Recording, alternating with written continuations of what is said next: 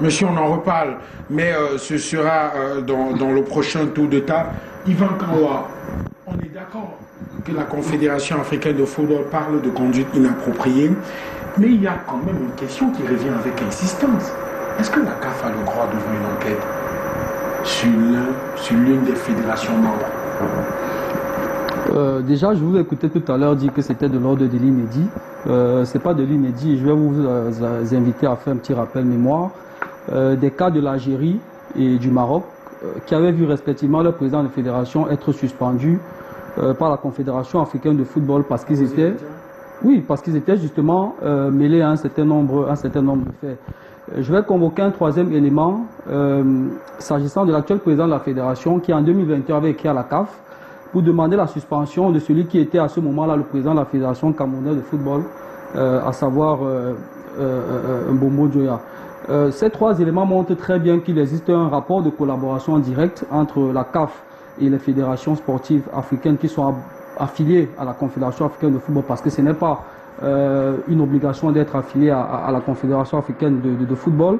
La CAF a une représentation officielle au Cameroun, à Yaoundé, et si je peux prendre un parallèle, si je peux faire un parallèle avec le cadre politique, lorsqu'un pays a une représentation diplomatique dans un autre pays, ça veut dire qu'il existe des collaborations directes et très proches entre ces deux pays-là. Et donc, on ne peut pas me dire que la CAF, qui a une représentation officielle au Cameroun basée à Yaoundé, n'entretient pas des rapports directs et très proches avec la Fédération camerounaise de football. Il me souvient quand même que le complexe, le centre d'excellence de la CAF qui est situé en Bankomo, et que la fédération utilise régulièrement au courant de l'année pour les stades des différentes sélections, les stades des entraîneurs, etc.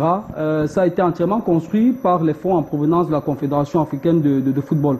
Tous ces exemples-là montrent très bien qu'il existe un rapport très étroit entre la Confédération africaine de football et ses membres. On va peut-être pas rentrer dans les explications de fond par rapport au texte, mais j'ai pris ces quelques clichés pour vous montrer très bien que la CAF n'est pas en opposition ou n'est pas au nord de ses prérogatives s'agissant de la Confédération africaine de football. Donc je pense que la CAF, à mon avis, elle est pleinement dans son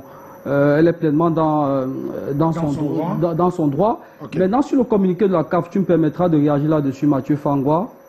Il faut quand même rappeler pour la gouverne de ceux qui nous écoutent qu'avant que la CAF ne fasse sa sortie médiatique la semaine dernière, la fédération elle-même, au terme de la dernière saison, avait ouvert une enquête par rapport aux supposés matchs truqués et des paris sportifs sur les matchs en cours de saison. Là, on n'est pas encore au niveau de la Confédération africaine de football. Ça veut dire que la Fédération camerounaise de football elle-même, au terme de la saison dernière, avait admis qu'il y avait un certain nombre de dysfonctionnements qui avaient émaillé la saison sportive au Cameroun et avait cru bon d'ouvrir une enquête pour faire la lumière là-dessus. Dans la continuité, il y a certains acteurs du football camerounais, comme le site de la CAF dans son communiqué, qui ont saisi la Confédération africaine de football pour leur faire part d'un certain nombre de griefs par rapport au fonctionnement de la fédération au Cameroun. C'est pourquoi la CAF parle d'attitude inappropriée. Là, la CAF cite ceux qui ont déposé des plaintes au niveau de la CAF. La CAF ne fait pas sienne ses propos, mais elle dit qu'elle a reçu des plaintes de certains acteurs du football camerounais parlant de comportement de conduite inapproprié de son président.